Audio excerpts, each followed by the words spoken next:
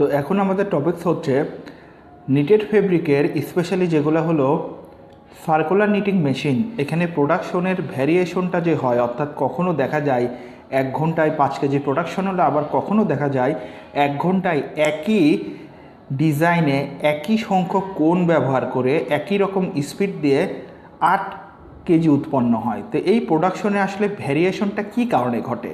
তো অনেকগুলো কারণের ভিতরে একটা কারণ হচ্ছে কি ক্যাম অ্যারেঞ্জমেন্ট। আমাদের যদি ক্যাম অ্যারেঞ্জমেন্টটা ডিফারেন্ট হয় তাহলে সেক্ষেত্রে আমাদের প্রোডাকশন পার আওয়ারটা চেঞ্জ হয়।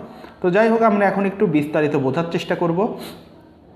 এখানে আমরা যে ডিজাইনটা নিয়ে আলোচনা করতেছি সেই ডিজাইনটা হচ্ছে সিঙ্গেল জার্সির একটা ডিজাইন, এবং এই ডিজাইনটার নাম কি ওয়েফট লক নিট ডিজাইন। এটা একটা সিঙ্গেল জার্সি ফেব্রিকের ডেরিভেটিভস।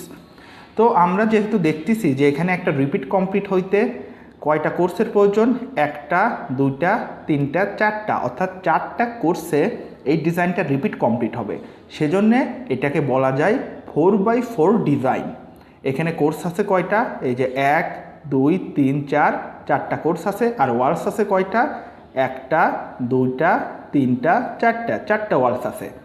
সুতরাং এখন আমরা কি জানি যে যেটা হচ্ছে লাস্ট কোর্স, অর্থাৎ যে কোর্সটা হচ্ছে সবার শেষে প্রোডাকশন হয়েছে সেটা থাকে উপরে, আর যেটা ফার্স্ট কোর্স সেটা থাকে হচ্ছে নিচে। তো এই 4টা কোর্সে এখন আমরা যেটা বুঝবো সেটা হচ্ছে যদি 4 কোর্স নিয়ে একটা রিপিট কমপ্লিট হয় তাহলে সেক্ষেত্রে আমাদের ফিডার লাগবে কয়টা? 4টা। যে কয়টা কোর্স সে কয়টা ফিডার, ঠিক সে কয়টাই সুতার কোণ। আবার ঠিক সে কয়টাই হবে ক্যামবক্স ডিজাইন। অর্থাৎ যেহেতু আমাদের 4টা কোর্স আছে সেহেতু এখানে কয়টা ফিডার লাগবে? 4টা ফিডার। ফিডার কি? যেটা সুতাটাকে ফিট করে।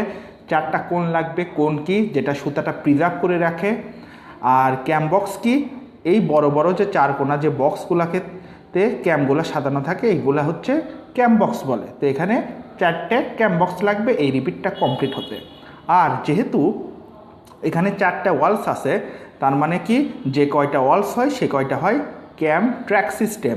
অর্থাৎ যেহেতু এখানে 4টা ওয়ালস আছে সুতরাং এখানে একটা ক্যাম বক্সের ভেতরে ভার্টিক্যাল ওয়েতে কয়টা ক্যাম সাজানো থাকবে? 4টি ক্যাম এরকম সাজানো থাকবে। 1 2 3 4। যদি 3টা ওয়ালস রিপিটে থাকতো তাহলে কয়টা ক্যাম সাজাতে হতো? 2টা ক্যাম সাজাতে হতো, তখন আর 4টা নিতে হতো না। এটাকেই বলে হচ্ছে ক্যাম ট্র্যাক সিস্টেম।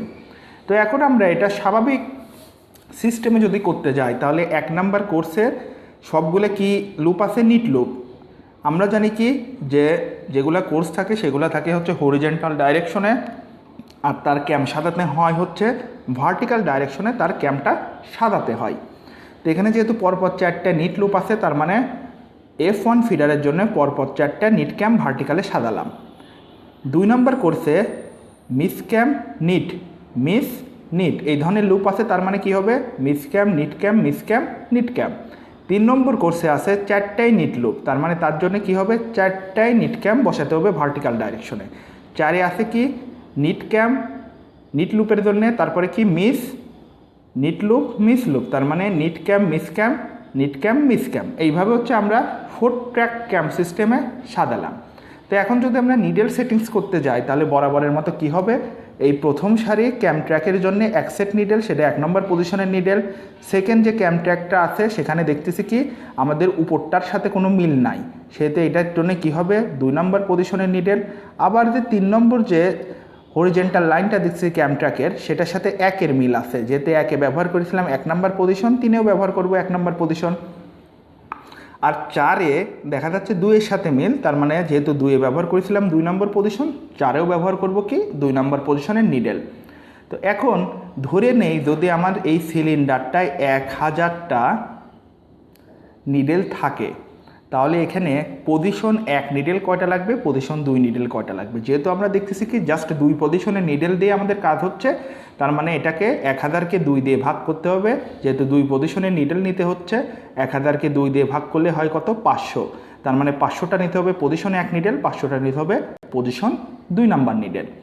এরপরে যেহেতু এই রিপিটটা কমপ্লিট হতে কয়টা কোর্স লাগতেছে?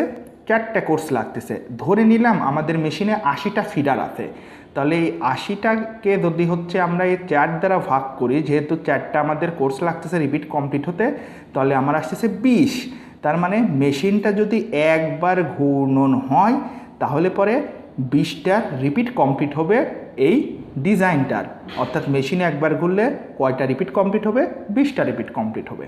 তো এখন যদি আমরা ক্যাম ট্র্যাক নিয়েছিলাম 4 ট্র্যাক ক্যাম সিস্টেম, আমরা যদি সেম ডিজাইনটাই 4 ট্র্যাক না নিয়ে যদি আমরা নেই হচ্ছে 2 ট্র্যাক ক্যাম সিস্টেম, যেরকম সেম ডিজাইনটা আমরা এখানে দেখাচ্ছি কি 2 ট্র্যাক ক্যাম সিস্টেমে দেখাচ্ছি, অর্থাৎ পরপর 4টা ক্যাম না নিয়ে পরপর 2টা ক্যাম নিছি, তাহলে প্রোডাকশন কি আগের মতোই হবে না কম হবে? আমরা যদি শুকনোভাবে খেয়াল করি আমাদের কিন্তু ডিজাইন একই রকম হচ্ছে।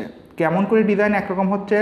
2 ট্র্যাক ক্যাম সিস্টেমের ফলে দেখা যাচ্ছে শুধু এই অংশটা প্রতি রিপিট হিসাবে ব্যবহার হচ্ছে, এই অংশটা কিন্তু রিপিট হিসাবে আর ব্যবহার হচ্ছে না। তার মানে কি এই অংশেই ঘুরে ফিরে কয়বার হবে? 20 বার প্রোডাকশন হবে, যেহেতু কি একবার ঘুরলে পরে 20টা রিপিট কমপ্লিট হয়। আর যখন আমরা 4 ট্র্যাক ক্যাম সিস্টেম নিচ্ছিলাম, অর্থাৎ যখন এই ডিজাইনটা নিয়ে কথা বলতেছিলাম তখন কি হচ্ছিল?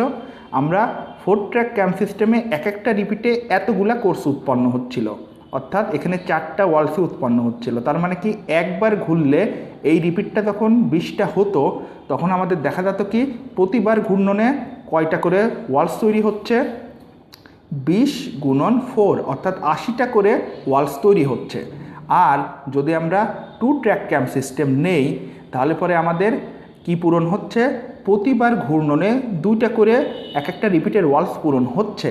তার মানে 20 গুণন 2, 40টা করে ওয়ালস ফিল আপ হচ্ছে। তাহলে দেখতেছি একটাই ফিল আপ হচ্ছে 20 গুণন 4 ট্র্যাক ক্যাম সিস্টেম নিয়ে 80টা ওয়ালস পূরণ হচ্ছে একবার ঘূর্ণনে, আর 2 ট্র্যাক ক্যাম সিস্টেম নিয়ে 40টা ওয়ালস পূরণ হচ্ছে একবার ঘূর্ণনে। তাহলে কার প্রোডাকশন বেশি হবে?